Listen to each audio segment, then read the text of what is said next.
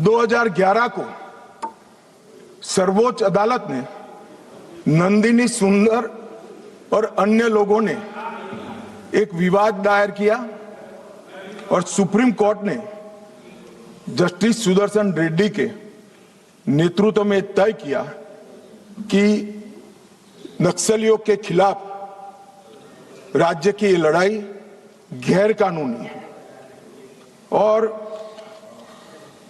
तुरंत ही इनको हथियार वापस लेने का ऑर्डर कर दिया। परिणाम क्या हुआ मान्यवर? उनके हथियार वापस लिए गए। नक्सलियों के हाथ में हथियार थे, इन्होंने चुन चुन कर सलवा जुड़म में जुड़े हुए लोगों को मार दिया मान्यवर। और वही सुदर्शन रेड्डी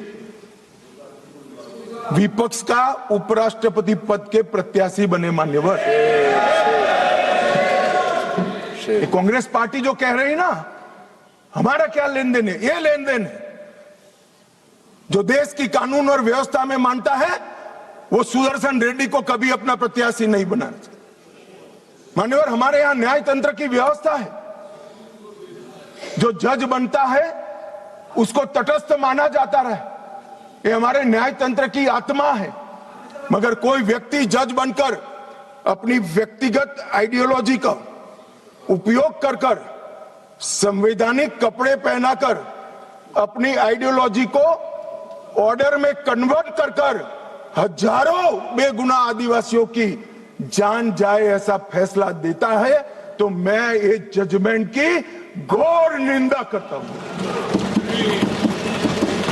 और मैं उन लोगों की भी निंदा करता हूं जिन्होंने उनको वोट दिए, प्रत्याशी बनाए।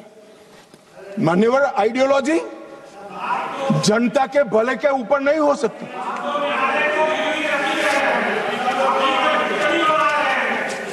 मान्यवर, आइडियोलॉजी कभी अबूझ आदिवासियों की सुरक्षा के ऊपर नहीं हो सकती।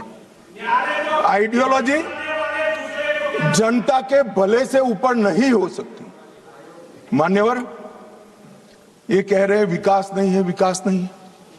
2014 के पहले का मैं बोलूंगा तो फिर से हो हल्ला करेंगे, मगर 14 के बाद का तो बोलने का मुझे अधिकार है मान्यवर, क्योंकि हमारी पार्टी की सरकार है, हमारे नेता के नेतृत्व में, नरेंद्र मोदी जी के नेतृत्व में सरकार चल रही है मान्यवर। 2014 के बाद ये पूरे क्षेत्र में 17,589 किलोमीटर सड़कें बनाने का मंजूरी दिया है, जिसमें 12,000 किलोमीटर सड़कें बन चुकी हैं। ये विकास की बात करें, वो इसलिए हो रहा है कि धीरे धीरे धीरे नक्सलवाद समाप्त हो रहा है, वरना वहां सड़कें नहीं होती थी। आईडी गाड़ देते थे, ट्रकों को जला देते थे और लगभग 20,000 करोड़ रुपया खर्च हो चुका है। 20,000 करोड़ रुपया। मोबाइल टावर लगभग 5,000 मोबाइल टावर 6,000 करोड़ के खर्चे से हम लगा चुके हैं मान्यवर। वहां पर दूरसंचार पहुंचेगा तो ये दुनिया के साथ जुड़ेंगे, देश के साथ जुड़ेंगे, विकसित भारत के साथ जुड़ेंगे मान्यवर। 2 अन्य योजनाओं में और 8,000 4G टावर बनाने का हुक्म नरेंद्र मोदी जी ने किया है। बाद में दिल्ली जितनी ही कनेक्टिविटी छत्तीसगढ़, महाराष्ट्र और तेलंगाना के आदिवासी क्षेत्र में होगी मान्यवर।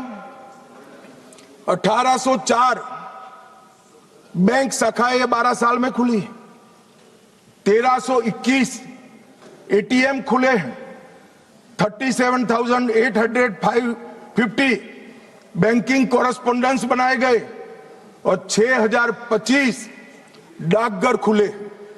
ये सिर्फ 12 साल में हुआ है, आगे कुछ नहीं हुआ।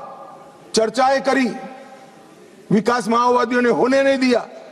हमने माओवादियों के साथ चर्चा नहीं करी, उनको समाप्त किया और विकास को आगे बढ़ाया। 259 एकलव्य आदर्श विद्यालय हमने बनाए मान्यवर।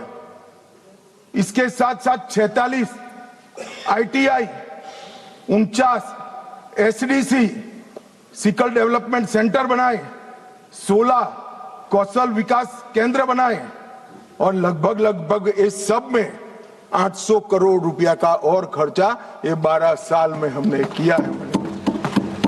जगदलपुर छत्तीसगढ़ में जहां सीएससी पीएससी नहीं थे, वहां पर 240 बिस्तरों का सुपर स्पेशलिटी अस्पताल हमने बनाया। सिविक प्रोग्राम में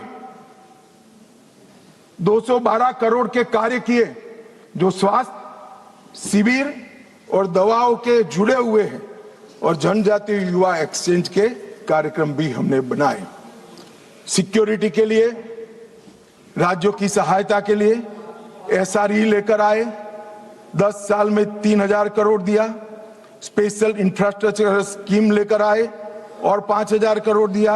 एक्सटेंडेड SIS योजना लेकर आए और 2000 करोड़ दिया, और 4000 करोड़ केंद्रीय निधि द्वारा क्रिटिकल पब्लिक इंफ्रास्ट्रक्चर, जैसे पानी की छोटे छोटे पानी की टंकी है, जोड़ने वाली पुलियां हैं, गांव के अंदर पंचायत घर बनाना है, इसके लिए 4000 करोड़ रुपया दिया। मान्यवर, ये क्यों हो पाया और 70 से अब तक क्यों नहीं हुआ था? कांग्रेस पार्टी करना नहीं चाहती थी, ऐसा नहीं है। करने जाते थे वो धमाके कर मार देते थे। हमने धमाके करने वालों को समाप्त किया, तो ये विकास अब हो रहा है और विकसित बस्तर की रचना मान्यवर हो रही है। मान्यवर, अब मैं आ रहा हूं हथियारी माओवादियों के खिलाफ जो हमारे पैरामिलिट्री फोर्सेस ने जो अभियान चलाया उस पर आ रहा हूं। 2014 के बाद क्या बदला मान्यवर? सीएपीएफ तो वही है, स्टेट पुलिस भी वही है। 2014 के बाद क्लियर पॉलिसी और स्ट्रांग पॉलिटिकल विल इस काम में जुड़ी। नरेंद्र मोदी जी ने यह स्पष्ट कर दिया, इस देश के किसी भी कोने में, चाहे कश्मीर हो, चाहे उत्तर पूर्व हो, चाहे वामपंथी उग्रवादी विस्तार हो, गैर कानूनी प्रवृत्ति नहीं चलेगी। इस पर कठोर हाथों से काम किया। सेंटर और स्टेट के बीच में अलाइनमेंट हुआ। स्टेट की कैपेसिटी में गवर्नमेंट, गवर्नेंस और पुलिसिंग तीनों में हमने सुधार किया। सीएपीएफ और स्टेट पुलिस का समन्वय बढ़ाया। एक्शनेबल इंटेलिजेंस को नीचे तक परकोलेट करने की व्यवस्था की और जिम्मेदारियां भी स्पष्ट कर दी। मान्यवर, ऑल एजेंसी अप्रोच शुरू किया। सिर्फ हथियार नहीं, एनआईए, ईडी, इंटेलिजेंस एजेंसी, ये सभी नेटवर्क, फंडिंग और सपोर्ट सिस्टम, ये सभी पर हमने प्रहार किया। इफेक्टिव सरेंडर पॉलिसी लेकर आए, बाद में मैं आंकड़ा बताता हूं। डेवलपमेंट और गवर्नेंस में हमने कोई वैक्यूम नहीं छोड़ा, और अब पहले जहां राज्य की उपस्थिति नहीं थी, स्टेट नहीं था, वहां आज राज्य की उपस्थिति है। और नक्सलवाद के हार का सबसे बड़ा कारण ये है कि राज्य अब हर गांव में पहुंच चुका है, वहां पंचायत बन चुकी है। मान्यवर, विकास के लिए हमने होल ऑफ गवर्नमेंट अप्रोच लिया और सुरक्षा नकेल कसने के लिए होल ऑफ एजेंसी अप्रोच लिया।